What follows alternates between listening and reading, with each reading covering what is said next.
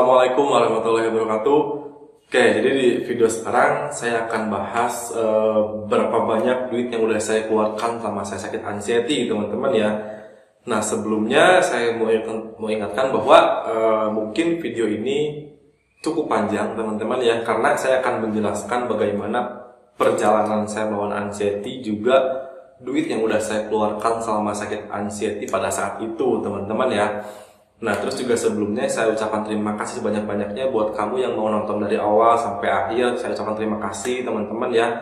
Semoga video ini ada sedikit gambaran, juga terhibur teman-teman ya.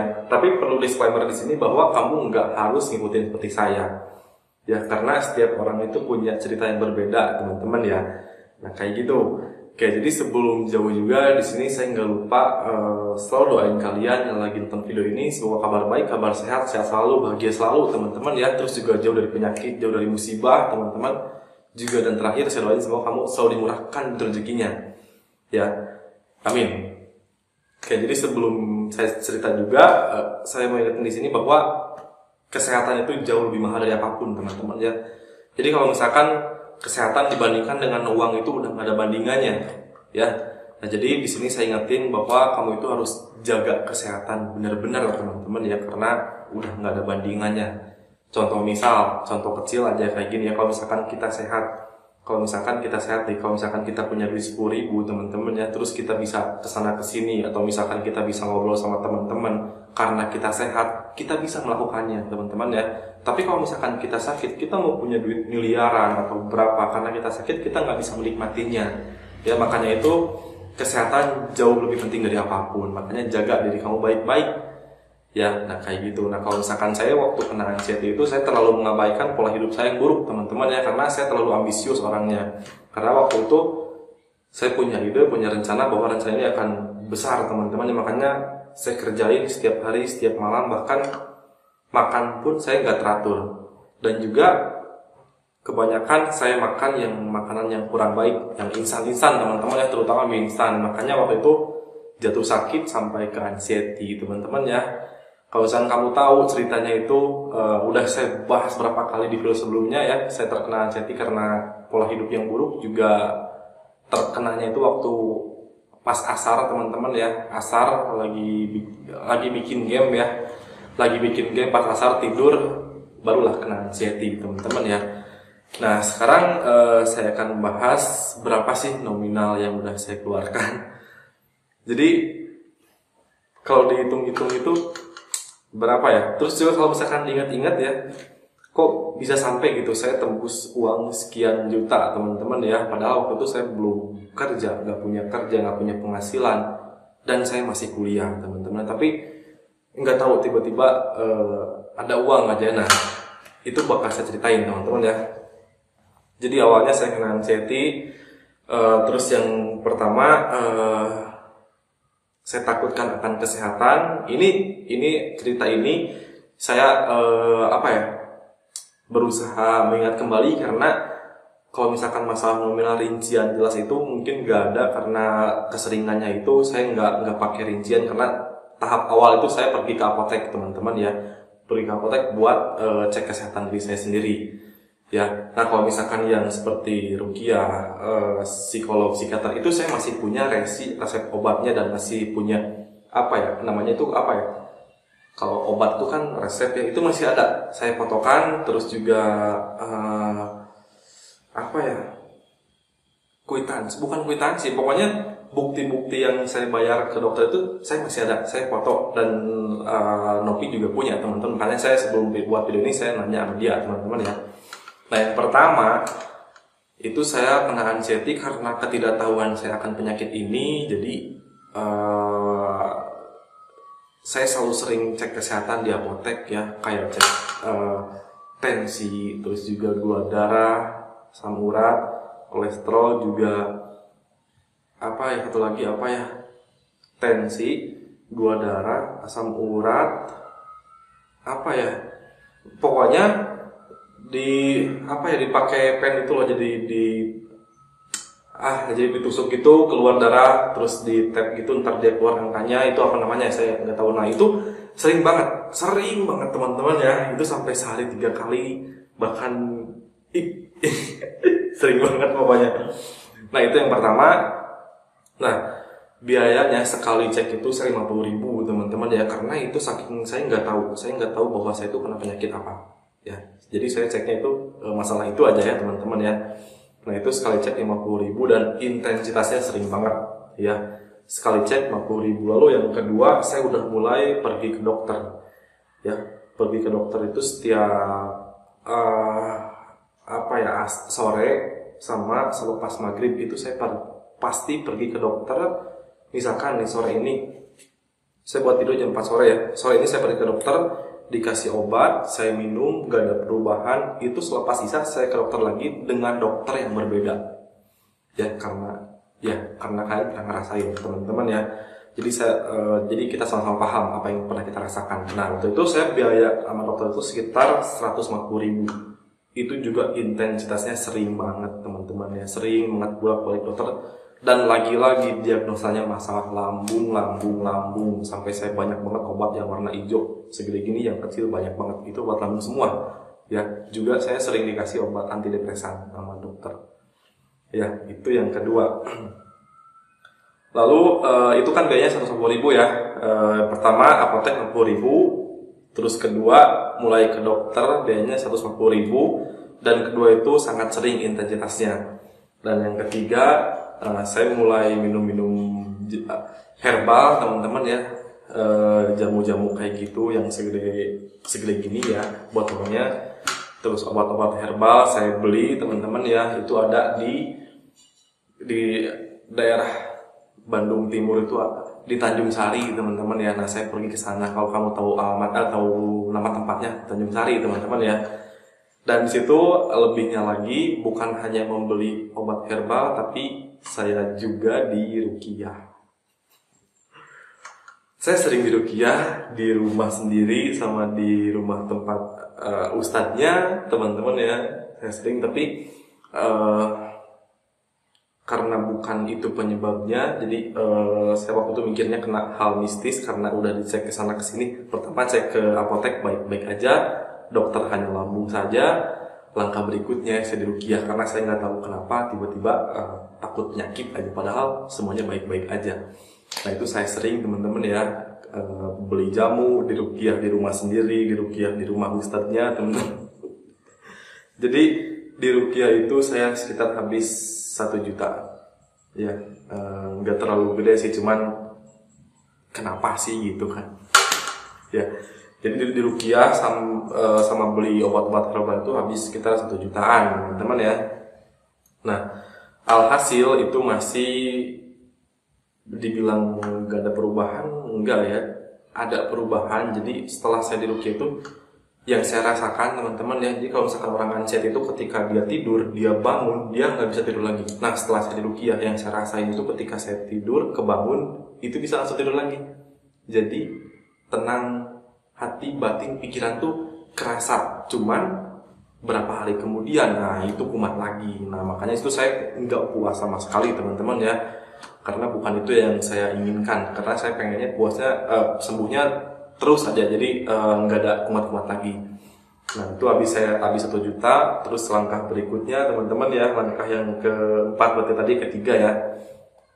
Nah yang keempat ini saya mulai searching nyari penyakit di Google. Saya mulai nyari teman-teman di forum Facebook teman-teman ya. Jadi ilmu saya di internet masalah kesehatan mental ini cukup matang mungkin ya, karena tiap hari saya baca masalah ini sampai mumet sendiri teman-teman, dan akhirnya takut ya teman-teman ya. Nah dari situ dari baca-baca itu kan itu suka keluar ya artikel-artikel dari dokter teman-teman ya, dari Halodoc. Nah saat itu juga saya install aplikasi Halodoc ya teman-teman ya. Jadi sebelum ke psikolog psikiater saya install dulu aplikasinya ya. Jadi penasaran kan apa sih isinya. Nah saya ini curhat ya teman-teman ya, saya pengalaman bahwa saya install aplikasi Halodoc itu pada saat aplikasinya gratis. Kan sekarang udah berbayar ya, jadi Kalau misalkan mau chat sama dokter spesialis, kita berbayar gitu kan ya. Nah, waktu angkatan saya, bukan angkatan saya, waktu saat saya itu masih gratis dia aplikasinya. Jadi kita mau nanya dokter, kemanapun nanyanya itu gratis, mau dokter umum sama spesialis teman-teman itu gratis teman-teman ya, dan saya manfaatkan, tapi saya salah gunakan. Kenapa saya salah gunakan? Karena saya nanya ke dokter yang berbeda ya, jadi udah nanya ke sini kasih jawaban, nanya lagi sama yang lain, ngakak pokoknya ya. Nah dari hal itu saya penasaran sama satu psikolog yang kebetulan dia tinggal di Bandung teman-teman ya, dokter tinggal di Bandung.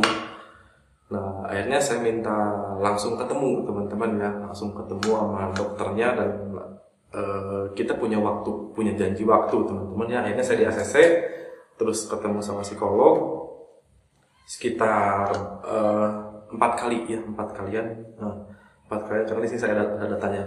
Ada 4 kalian saya pergi ke psikolog, itu biayanya 250.000 per jam, dan 4 kali teman-teman ya. Jadi 4 kali itu saya nggak instan dengan saya nggak konsisten dengan psikolog yang sama, tapi saya kan pernah cerita saya itu salahnya itu di situ. Jadi ketika saya konsul sama psikolog dan berikutnya itu udah bukan psikolog itu lagi, padahal saya sama dokter pertama itu belum beres masalahnya. Nah saya udah nyari psikolog yang lain sampai berapa? Itu sampai 4 kali teman-teman ya, 4 kali, tapi beda-beda psikolog ya. Itu yang buat fatal kan, karena kalau konsul psikolog itu nggak cukup sekali 2 kali ya, sekali cuma kenalan, kedua kalinya baru bertahap, nggak bisa sekali sembuh, nggak teman-teman ya. Itu yang saya rasakan, dan itu juga dikasih tahu sama psikolog bahwa setelah konsul sama saya itu nggak bisa sekali. Nah kayak gitu teman-teman ya. Itu sekitar biayanya 250.000 per 2 jam ya. Jadi kalau ditotalkan, karena saya 4 kali teman-teman ya, yang saya ingat 4 kali, sekitar 1 juta ya biaya psikolog dari Halodoc teman-teman ya. Nah dari situ, karena saya masih salah ganti-ganti psikolog, sampai akhirnya saya nemu dokter psikiater yang memang dokter berhak ngasih obat penenang buat pasiennya teman-teman ya.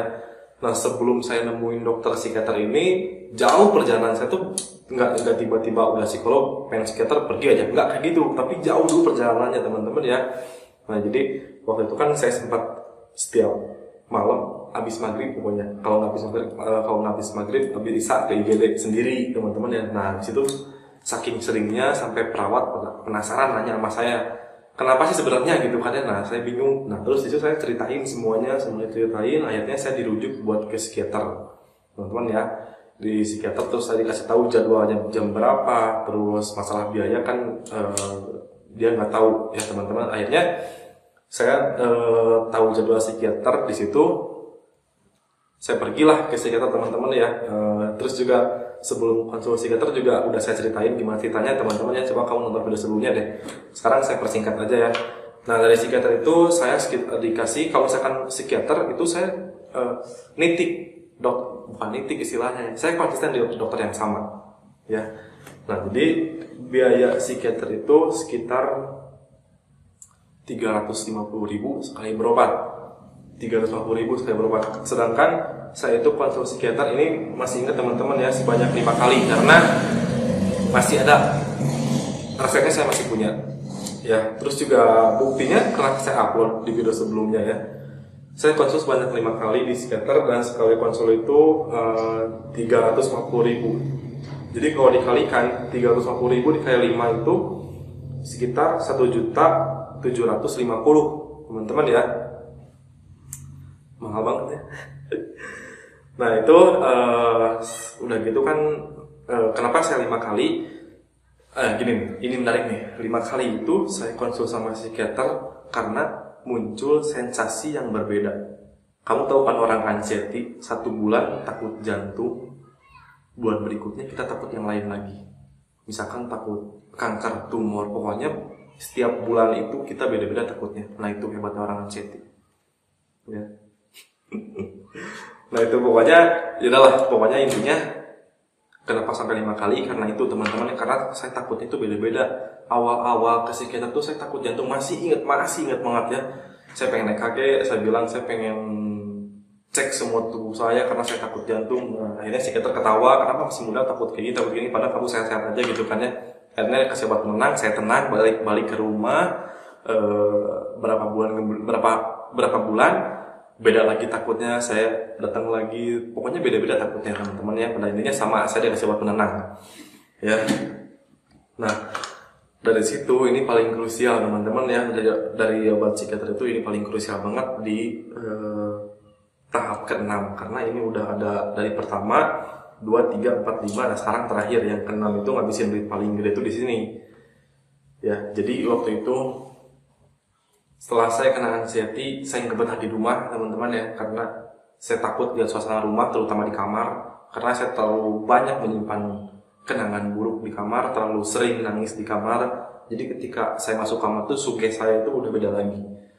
Nah di sini saya memutuskan buat pindah ke apartemen teman-teman ya.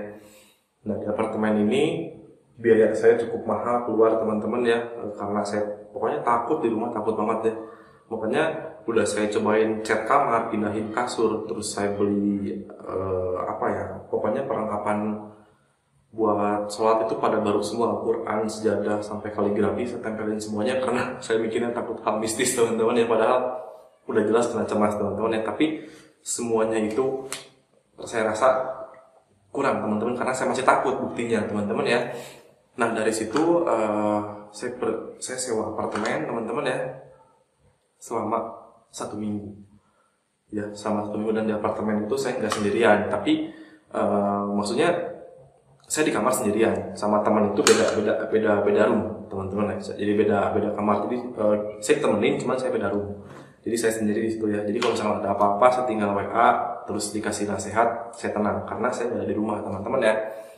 Nah itu apartemen itu seharinya 450.000 sama biaya makan 50.000 teman-teman. Itu sehari jadi 500.000 kali seminggu ya. Jadi 500.000 kali 7 itu sekitar 3.500.000 teman-teman ya. Nah ini yang membuat mahal tuh di sininya. Ya, jadi kalau misalkan kita kalikan teman-teman ya. Kalau misalkan yang masalah cek ke apotek itu jangan dibawa-bawa lah yang cek apotek, karena sering jadi saya nggak tahu teman-teman ya, dan nggak ada resi buktinya. Cek apotek sama pergi ke dokter umum itu juga saya nggak tahu. Yang penting, yang pasti sekali konsul apotek 50.000, dokter 150.000. Nah kita kalkulasikan dari tahap yang ketiga, yaitu dari ruqyah sama beli obat herbal. Itu obat herbal 1 juta, terus konsul psikolog 1 juta, 2 juta teman-teman ya, terus psikiater 1.750.000 teman-teman, dan ditambah apartemen 3.500.000. Jadi totalnya itu 7.250.000, belum ditambah biaya apotek, biaya dokter umum, biaya yang lain-lain ya. Makanya di sini saya yakin bahwa biaya yang keluar saat itu bisa dibilang lebih dari 10 juta teman-teman ya. Nah pertanyaannya, dari mana biaya itu? Semuanya biaya itu saya pinjam duitnya sama Novi teman-teman ya. Saya pinjam semuanya, mungkin sebagian besar saya pinjam, sebagian yang kecil-kecilnya saya pakai uang semester kuliah saya karena saya cuti semester. Nah disitu saya uangnya pakai semuanya, terus juga uang duit bekal saya pakai semuanya, juga saya minta ke orang tua sebagian, sisanya saya pinjam teman-teman ya. Nah itu mungkin cerita dari saya, dan alhamdulillah sekarang jauh lebih baik teman-teman ya, jauh lebih baik. Terus juga punya, jadi pokoknya kalau misalkan saya cerita kayak gitu sedih teman-teman ya, karena sebanyak itu duit yang saya keluarkan hanya untuk itu. Tapi bersyukurnya pada akhirnya saya sembuh, dan saya alhamdulillah udah bisa ngabalikin semua duit itu teman-teman ya. Oke, nah jadi itu cerita juga rincian saya pada saat sakit anxiety itu sebanyak 10 juta plus lah ya, lebih dan lain-lain teman-teman ya. Nah di sini saya nggak pengen kalian seperti saya, karena waktu itu saya nggak tahu ini penyakit apa, makanya saya terus kejar cari tahu apa sih gitu kan ya. Nah kalau misalnya kamu udah tahu kamu kena cemas, ya udah kamu pasti sembuh teman-teman ya. Asalkan jangan dibiarin, kamu ada niatan ikhtiar biar sembuh. Nah seperti itu teman-teman ya, jadi biayanya, jadi anxiety itu benar-benar nggak murah kalau misalkan kitanya masih mau mengikuti apa yang kita inginkan teman-teman ya. Gitu. Terus juga banyak teman saya yang masih yang yang keluar duitnya itu lebih banyak dari saya, bahkan ada yang sampai keluar negeri pun ada ya demi kesembuhan anxiety. Tapi pada akhirnya kita sendiri sembuh pada P3, pola hidup, pola pikir, dan pola makan. Udah itu kuncinya teman-teman ya. Juga dibantu dengan wudhu, sholat ngaji. Wudhu, sholat ngaji itu cara terbaik saya melawan anxiety ini ya. Nah mungkin videonya gitu aja teman-teman, karena ini udah 20 menit. Jadi terima kasih banyak udah nonton video ini. Makasih banyak teman-teman ya, itu perjalanan saya melawan anxiety teman-teman ya. Terima kasih banyak kamu udah nonton sampai akhir. Saya doain semoga cemas berlebihnya hilang besok ya. Oke, terima kasih. Assalamualaikum warahmatullahi wabarakatuh.